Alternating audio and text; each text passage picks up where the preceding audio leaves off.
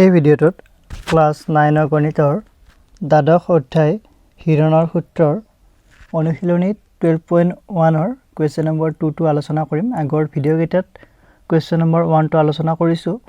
এতিয়া question number 2 টো আছে এখন উৰণীয়া সেতুত ত্ৰিভুজ আকৃতিৰ দাঁতিৰ বেৰবোৰ বিজ্ঞাপন প্ৰচাৰৰ বাবে ব্যৱহাৰ কৰা হৈছে।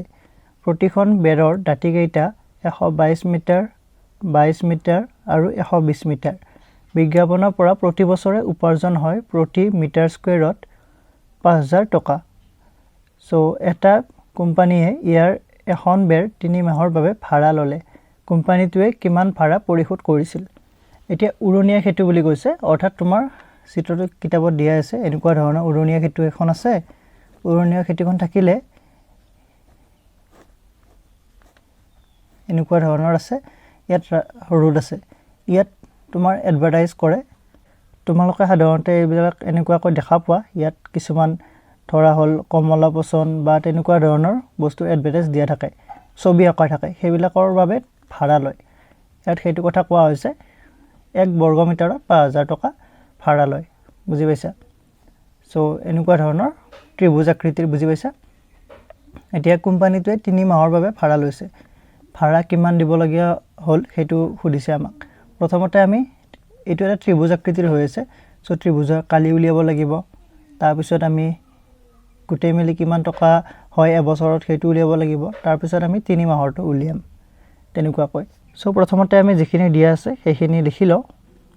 এতিয়া টু সলিউশ্যন আমি প্ৰথমতে দিয়া থকাখিনি লিখি লওঁ, এইখিনি ডিটেইলছখিনি। বেৰখনৰ তোমাৰ যিটো দাঁতিকেইটা আছে সেইকেইটা লিখি লওঁ। সো দিয়া আছে গিভেন আমাক দিছে যে বেৰ বুলি লিখিলোঁ মই, কিতাপত যিহেতু তেনেকুৱাকৈ দিয়া আছে দাঁতিকেইটা। সো বেৰৰ দাঁতিকেইটা ক্ৰমে কিতাপত যেনেকুৱা ধৰণৰ দিয়া আছে তেনেকুৱাকৈ লিখি দিলোঁ। 122 মিটাৰ, 22 মিটাৰ আৰু 120 মিটাৰ, বুজি পাইছা? এতিয়া আমি বাহুকেইটা জানিলে ত্ৰিভুজ এটাৰ অৰ্ধ পৰিসীমা উলিয়াব পাৰিম। পৰিসীমাৰ আধাটোৱে অৰ্ধ পৰিসীমা। সো আমি আৰু পৰিসীমা উলিয়াই তাৰপিছত আকৌ 2ৰে হৰণ কৰি তেনেকুৱা কৰি নাথাকোঁ, মই একেবাৰে অৰ্ধ পৰিসীমাটো উলিয়াই দিম। 3টা যোগ কৰিম, তাৰপিছত 2ৰে হৰণ কৰি দিম। তোমালোকে প্ৰথমতে পৰিসীমা বুলি লিখি পিনে 3টা যোগ কৰিব পাৰিবা, তাৰপিছত আকৌ অৰ্ধ পৰিসীমা বুলি দি পিনে সেই যিখিনি পাইছা সেই মানটোক 2ৰে হৰণ কৰিব পাৰিবা, বা সেইবিলাক নকৰি একেবাৰে তোমালোকে লিখি দিব পাৰিবা। সো মই প্ৰথমতে অৰ্ধ পৰিসীমাটো উলিয়াই দিওঁ। অৰ্ধ পৰিসীমা উলিওৱাৰ কাৰণটো বুজি পাইছা? কাৰণ আমি হিৰণৰ সূত্ৰ ইউজ কৰি এই যিটো ত্ৰিভুজ আছে ত্ৰিভুজৰ কালি উলিয়াম, সেইকাৰণে। সো এতেকে ত্ৰিভুজটোৰ অৰ্ধ পৰিসীমা, ত্ৰিভুজটোৰ অৰ্ধ পৰিসীমা, ত্ৰিভুজটো বা ঠাইখিনি সেইখিনি দিব পাৰিবা, ইজ ইকুৱেল টু অৰ্ধ পৰিসীমাক স্মল এছেৰে বুজোৱা হয়। এতিয়া আমি দাঁতিকেইটা যোগ কৰিব লাগিব, যোগ কৰি 2ৰে ডিভাইড কৰিব লাগিব, তেতিয়া আমি অৰ্ধ পৰিসীমাটো পাই যাম। সো 120 প্লাছ 22 প্লাছ 122, 122 আগত লিখি দিলোঁ, একো নাই, সেইটো ডিভাইড বাই 2। এতিয়া এইকেইটা যোগ কৰিব লাগিব, 2 2 4 4, তাৰপিছত 2 2 4 4 2 6 আৰু একে একে 2, 264/2 হ'ব। এতিয়া 264ক যদি 2ৰে হৰণ কৰা যায় তেতিয়াহ'লে 2 গুণ 2, 2 3 গুণ 6, 2 2 গুণ 4, 132। আৰু ইয়াত মিটাৰ আছিলে, সো শেষত মিটাৰটো লিখি দিবা। ত্ৰিভুজৰ অৰ্ধ পৰিসীমা পালোঁ আমি 132 মিটাৰ। এতিয়া আমি সেই ত্ৰিভুজটোৰ কালি উলিয়াম, অৰ্থাৎ এই ঠাইখিনিৰ কালি উলিয়াব পাৰিম, বুজি পাইছা? এতেকে বেৰখনৰ কালি ইজ ইকুৱেল টু, সূত্ৰটো লিখি লওঁ, তোমালোকে হয়তো পাহৰিব পাৰা। সো সূত্ৰটো এবাৰ লিখি দিছোঁ, s minus a, s minus b আৰু s মাইনাছ c। ইয়াত sটো হৈছে অৰ্ধ পৰিসীমা, এইটো আমি উলিয়াই ল'লোঁ 132 মিটাৰ। a b c হৈছে তোমাৰ ত্ৰিভুজটোৰ বাহু। ইয়াত ত্ৰিভুজটোৰ বাহু এইকেইটা 122 মিটাৰ, 22 মিটাৰ আৰু 120 মিটাৰ। ইয়াত a b c ঠাইত আমি এইকেইটা বহুৱাই দিম, বুজি পাইছা নিশ্চয়? ইজ ইকুৱেল টু, এতিয়া তোমালোকে মানবিলাক বহুৱাই দিয়া। এইটো 132, শেষত তোমাৰ মিটাৰটো দি দিম আমি, মিটাৰ স্কুৱেৰ হ'ব, কালি উলিয়াইছোঁ যিহেতু। ইয়াত আৰু প্ৰথমতে আমি মিটাৰবিলাক নিদিওঁ বুজি পাইছা সো এছ টু 132 এ মানে তোমালোকে যিকোনো এটা বাহু ল'বা সিৰিয়ালি লৈ লোৱা 122 তাৰ পিছত আছিল 22 সো 22 আৰু শেষত আছিল 120 সো 132 minus 120 বুজি পাইছা is equal to 132 এতিয়া 132 পৰা 122 গলে 10 থাকিব into 10 into 132 পৰা যদি 22 যায় তেতিয়ালে 110 হ'ব ইয়াত তোমাৰ 132 পৰা 120 এটো হ'ব তোমাৰ 12 এটা ইয়াৰ সোৱা ইয়াত যদি তোমালোকে গুটেকেটা পূৰণ কৰি দিয়া তেতিয়ালে তোমাৰ যেটো সংখ্যা এটা পাম ডাঙৰ সংখ্যা এটা সেই সংখ্যাটো তোমালোকে আকৌ বৰ্গমূল উলিয়াব লাগিব এতিয়া হৰণ কৰোতে অলপ হয়তো তোমালোকৰ কঠিন হৈ যাব সো তোমালোকে এইবিলাক একেবাৰে সিম্পলি কৰিব পাৰিবা কেনেকৈ সোৱা 132 আছে 132 ক আমি 11 into 12 কৰিব পাৰো 11 into 12 কৰিলে তোমাৰ 132 পাই যাবা বুজি পাইছা তাৰ পিছত 10 টো ঠিকে থাকিলে এইটো 110 টোক আমি 11 into 10 কৰিব পাৰিম 12 টো থাকিলে সো তেনেকুৱাকৈ কৰিলে সহজ হ'ব মই তেনেকুৱাকৈ কৰি দিম 132 এইটো হ'ব তোমাৰ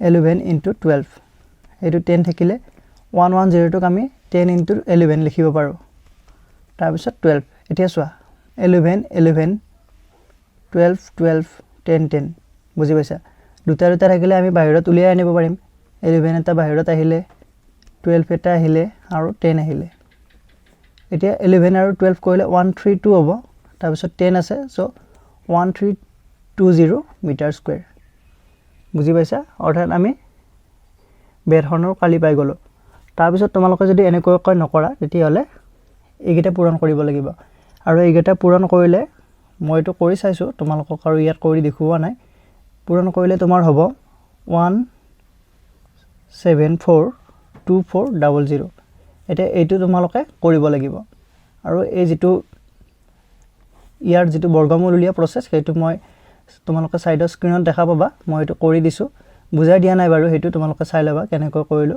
বুজিবলৈ চেষ্টা কৰিবা এতিয়া 1320 মিটাৰ স্কয়াৰ আমি পাই গলো আমাক কোৱেশ্চনটো দিয়া আছিল যে বিজ্ঞাপনৰ পৰা প্ৰতি বছৰে উপাৰ্জন হয় মিটাৰ স্কয়াৰত প্ৰতি মিটাৰ স্কয়াৰত অৰ্থাৎ 1 মিটাৰ স্কয়াৰত 5000 টকা হেতু দিছে আমি কালি পালো তোমাৰ 1320 মিটাৰ স্কয়াৰ এতিয়া 1 মিটাৰ স্কয়াৰত যদি 5000 টকা হয় তেতিয়া হলে এইটো 1320 মিটাৰ স্কয়াৰত কিমান হ'ব হেতু আমি উলিয়াব লাগিব আৰু হেতু আমি উলিয়াব পাৰিম কেনেকৈ সোৱা আমি 5000 ৰ লগত 1320 পূৰণ কৰি দিব লাগিব সো মই বুজি পোৱাৰ বাবে আৰু সহজভাৱে লিখি দিছো বাৰু এইটো এতিয়া 1 মিটাৰ স্কয়াৰ বুলি দিলো বৰ্গ মিটাৰ 1 বৰ্গ মিটাৰত উপাৰ্জন হয় 5000 টকা বুজি পাইছা এতেকে এইখিনিত উপাৰ্জন হ'ব 1320 মিটাৰ স্কয়াৰত উপাৰ্জন হ'ব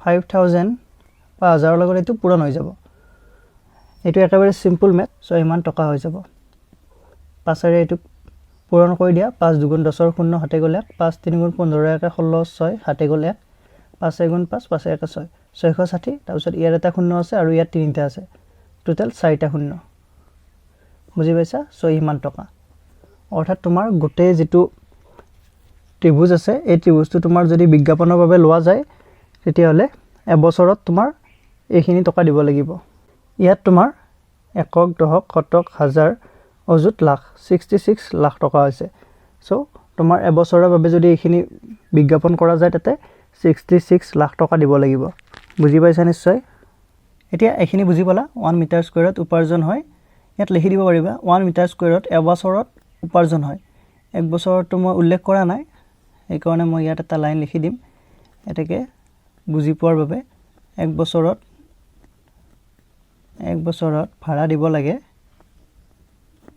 ভাড়া দিব লাগে তোমাৰ